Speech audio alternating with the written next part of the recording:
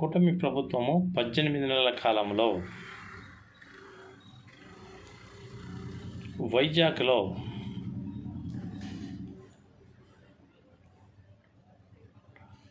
Data centre పెట్టిన జగన్మోహన్ రెడ్డి గారు అలాగే ఇళ్ళ పట్టాలు కూడా 3 లక్షల మందికి ఇళ్ళ పట్టాలు ఇచ్చాడు. అలాగే 2.5 సంవత్సరంలో కరోనాలో ఆయన చేసినటువంటి పథకాలు,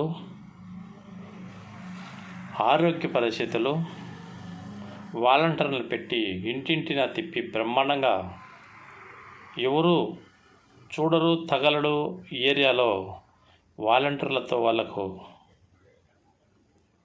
స్టేట్మెంట్ ఇప్పించాడు. కరోనా టైంలో బ్రహ్మాండంగా పాలన చేయగలిగాడు. ఇకపోతే 2019 డిసెంబర్ 28వ తారీఖున 30 లక్షల మందికి ఇళ్ల పట్టాలు ఇవ్వగలిగాడు.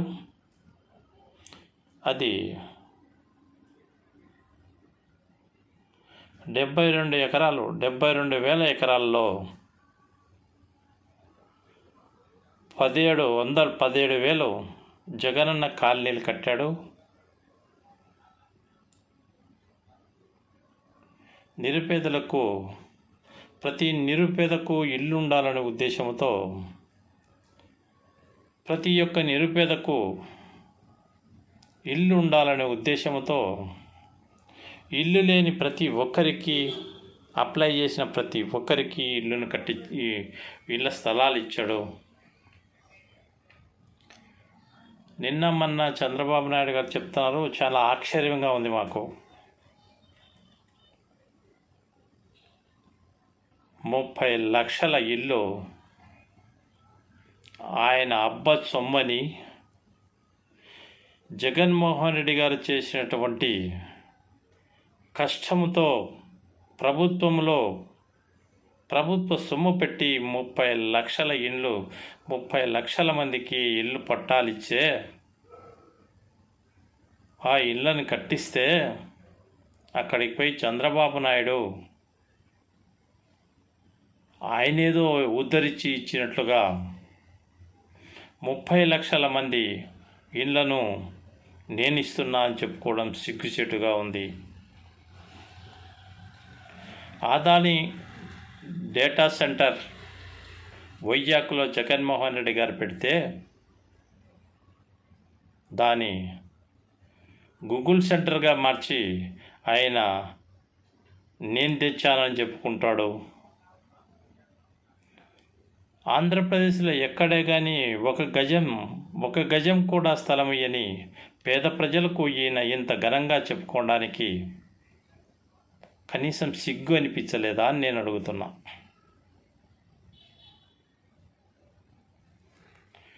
అదాని గూగుల్ సెంటర్ను జగన్మోహన్ రెడ్డి గారు తెచ్చిపెట్టి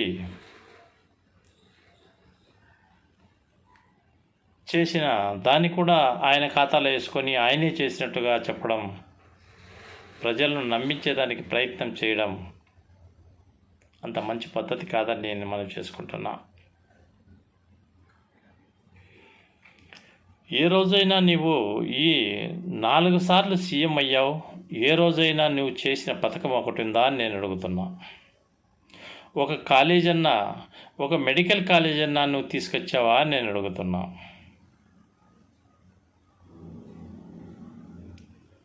ఈ 4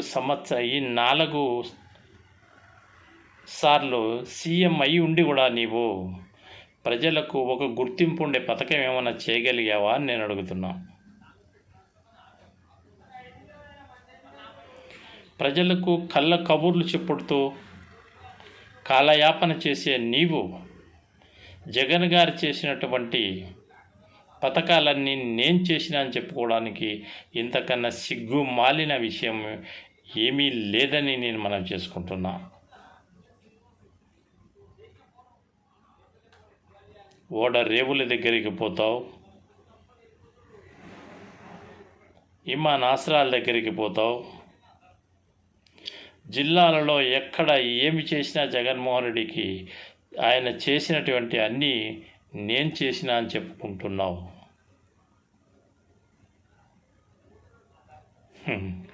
కనీసం చేయలేకపోయినా జగన్మోహన్ రెడ్డి గారు చేసినటువంటి అన్నీ నీ ఖాతాలో వేసుకొని ఈరోజు జగన్మోహన్ రెడ్డికి పబ్లిసిటీగా మారావు నువ్వు. నిజంగా మా నాయకుడు 17 మెడికల్ కాలేజీలు కట్టాడని మేము ఏ పొద్దు కూడా అనుకోలేదు.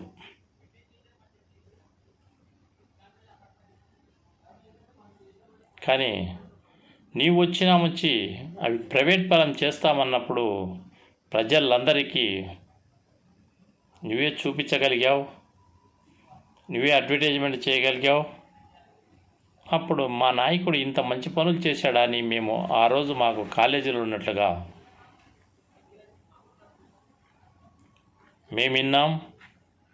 మేమున్నాం. ప్రజల్లో ఈరోజు మేముండి చంద్రబాబు ఈ మెడికల్ కాలేజీలను అమ్ముకుంటే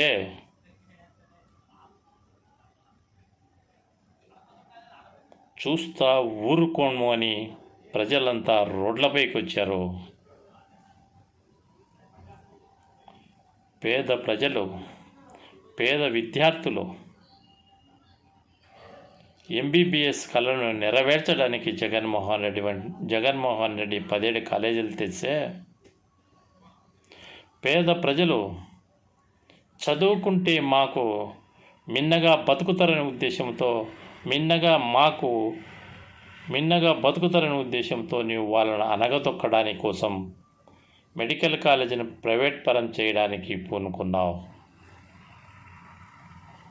ప్రజల్లో విప్లవం స్టార్ట్ అయ్యింది. నీ తెలుగుదేశ ప్రభుత్వం ఎప్పుడు కూలిపోతుందో ఎవ్వరూ కాపాడలేరు. గుర్తుపెట్టుకో బాబుగారు. జగన్ అంటేనే విజయ కేతనమని, ఆయన పిలిపిస్తే ఆంధ్రప్రదేశ్లో 6 కోట్ల మంది జనాలు ఒక కేకకు పలికి ఆయన వెనక నడవడానికి సంసిద్ధమై ఉన్నారని నీవు ఈరోజు మెడికల్ కాలేజీల విషయంలో ఇంత బ్రహ్మాండమైనటువంటి మైలేజ్ వచ్చిన జగన్మోహన్ రెడ్డి వ్యవహారం చూసి నువ్వు ఈరోజు కనుక్కోగలిగావు. జగన్మోహన్ రెడ్డి పిలిస్తే కోట్లాది మంది జనాలు ఆయన వెనక నడవడానికి సంసిద్ధమైతే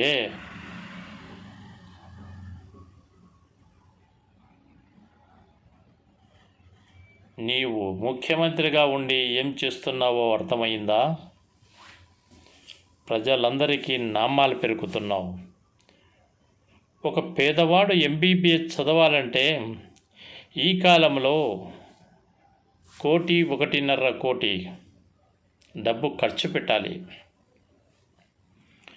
అదే జగన్మోహన్ రెడ్డి గారు తెచ్చిన ఈ 17 కాలేజీలను 5,000 కోట్లు పెడితే ఈ ప్రభుత్వ మెడికల్ కాలేజీలన్నీ తయారవుతాయి. ఒక సంవత్సరానికి 5,450 డాక్టర్లు బయటకు వస్తారు. కొన్ని వేల మందికి జాబులు వస్తాయి. కొన్ని వేల మంది విద్యార్థులు చదువుతారు. కొన్ని వేల కుటుంబాలు వాళ్ళపైన డిపెండ్ అయ్యి కుటుంబాలు పెద్దగా ఎదుగుతాయి. ప్రతి జిల్లాకు ఒక మెడికల్ కాలేజ్ తరఫున తీసుకొచ్చి పెడితే జగన్మోహన్ రెడ్డి ఈరోజు నీవు అవి అమ్మడానికి సిగ్గు లేదా అని ప్రజలంతా నిన్ను అడుగుతున్నారు. మరి నీ పక్క నుంచి సమాధానం ఇంకా రాలేదు.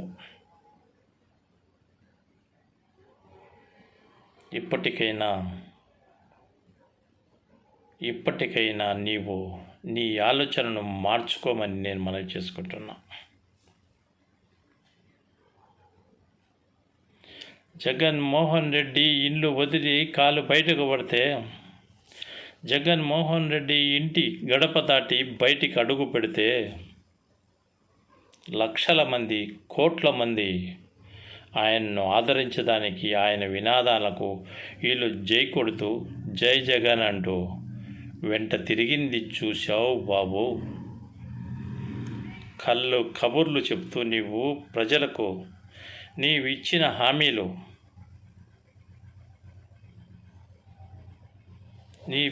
హామీలన్నీ తుంగలో తొక్కి ఈరోజు ప్రజలందరికీ మోసం చేసి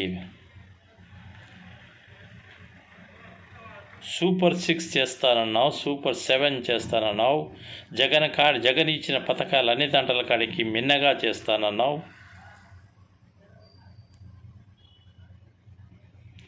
అవి కాక 143 పథకాలు చేస్తానని కూడా ప్రజలకు హామీ ఇచ్చావు. మరి ఇప్పుడైనా ఒక్కటన్నా నువ్వు నిరూపించగలిగావా? ఒక్కటన్నా ఇవ్వగలిగావా? ప్రజలంతా వెయిట్ చేస్తున్నారనుకుంటున్నావు. ప్రజలందరికీ బాబు విధానము అర్థమైపోయింది. ప్రజలంతా ఆలోచిస్తున్నారు. జగన్మోహన్ రెడ్డి మొన్న అడుగు బయటపడితే సునామీ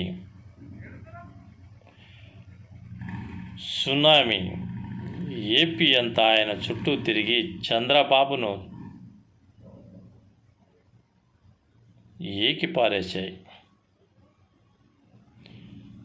అప్పుల బాబు, 2 ఎకరాల బాబు ఆంధ్రప్రదేశ్నంతా అప్పుల పాలు చేస్తూ 3 లక్షల కోట్లు అప్పులు చేసి ప్రజాధనాన్ని అంతా తన ఖాతాలో వేసుకొని వైజాగ్లో భూములు కంపెనీలకు రూపాయికి ₹1 ఈ లబ్బ సొత్తని దానం చేస్తూ ఉంటే ప్రజలు చూస్తూ ఊరుకోరు బాబు. ఇప్పటికైనా తెలుసుకో. ప్రజానాడి తెలిసిన వ్యక్తి ఈ స్టేట్లో ఎవరన్నా ఉన్నారంటే ఒక్క జగన్మోహన్ రెడ్డి మాత్రమే. ప్రజలకు చేశాడు, ప్రజలతో ఈరోజు హారతులు పట్టించుకుంటున్నాడు. ఎక్కడ పోయినా జగన్ జగన్ జగన్ అని సౌండ్లు వినపడుతుంటే బాబు గారి గుండెల్లో గుబుల్ గుబుల్ గుబుల్ అని సౌండ్లు వస్తున్నాయి. ఏంటి ఈ ఎమ్మెల్యే, ఏంటి ఈ పులివెందుల ఎమ్మెల్యే ఏం చేస్తున్నాడో మీకు తెలుసా? ఆయన చేసిన 5 ఏళ్ల పరిపాలనలో ప్రతి కుటుంబానికి హెల్ప్ చేయగలిగాడు. ఏదో విధంగా ప్రతి కుటుంబానికి కూడా హెల్ప్ చేయగలిగాడు.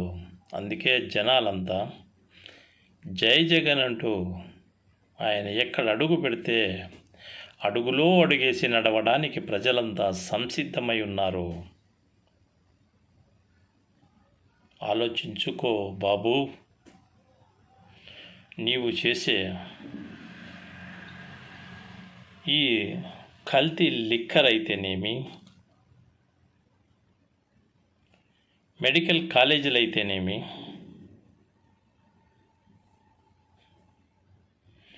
నిరుపేదలకు 1 సెంటు స్థలం ఇయ్యని నీవు ఈరోజు నేను 4 సార్లు సీఎం,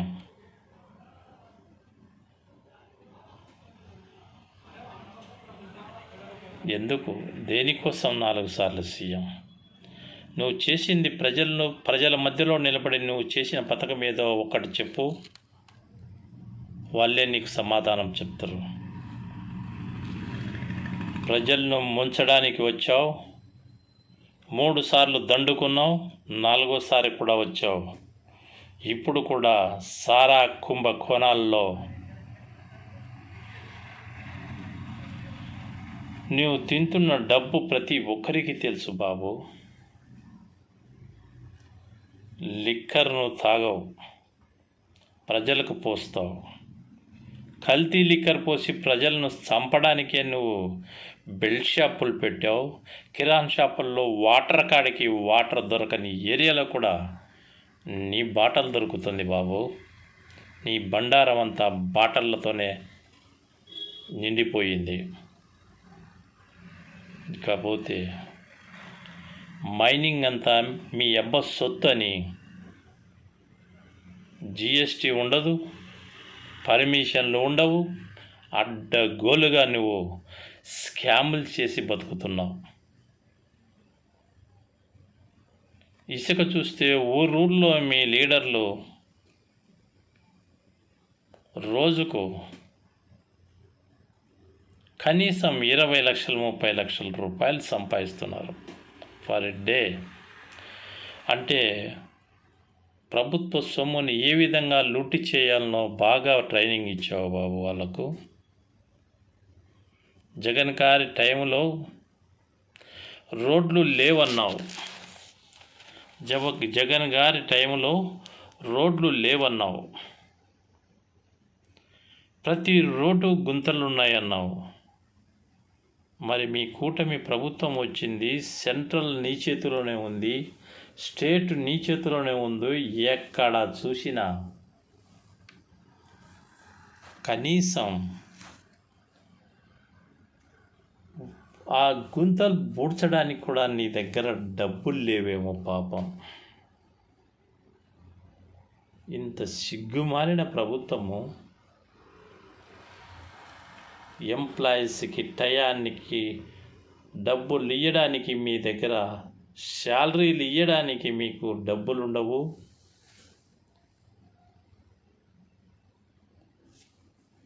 ప్రజలకు ఏదో ఆరోగ్యశ్రీ కూడా ఇవ్వడానికి మీ దగ్గర డబ్బులు ఉండవు. హెల్త్ పర్పస్ కోసం నీ దగ్గరికి వస్తే ధర్మ హాస్పిటల్స్ అంటారు, అంటే గవర్నమెంటు హాస్పిటల్స్, వాటిలో ట్యాబ్లెట్లు ఉండవు, ఇంజక్షన్లు ఉండవు, ఖాళీ బెడ్స్ ఉంటాయి, డాక్టర్లు ఉంటారు. వాటికి కూడా నీవు ప్రజలకు ఆరోగ్యం బాగలేని వ్యక్తులు హాస్పిటల్కి వస్తే ప్రజలకు నీ దగ్గర మెడిసిన్స్ కూడా డబ్బులు లేవా? మీ కూటమి ప్రభుత్వం ఇంత దరిద్రంగా ఉందా అని నేను అడుగుతున్నా.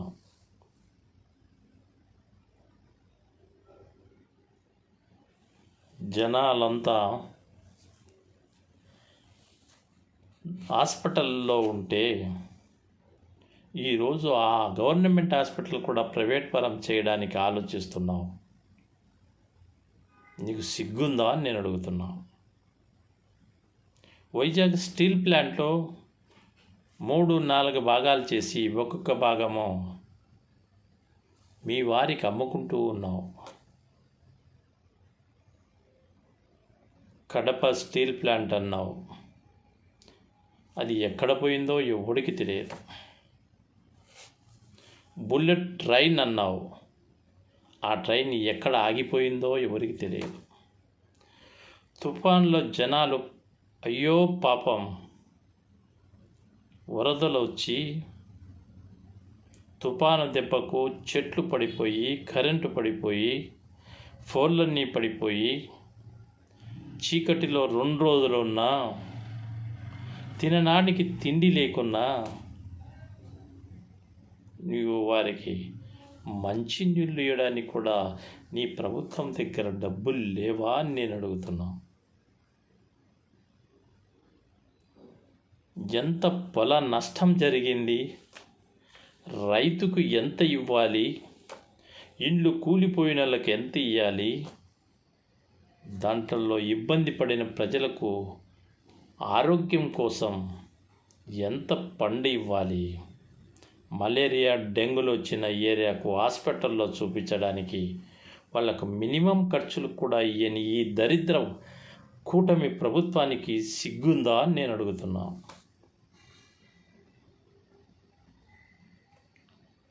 ఇంకా గొప్పలు చెప్పుకుంటూ పోతే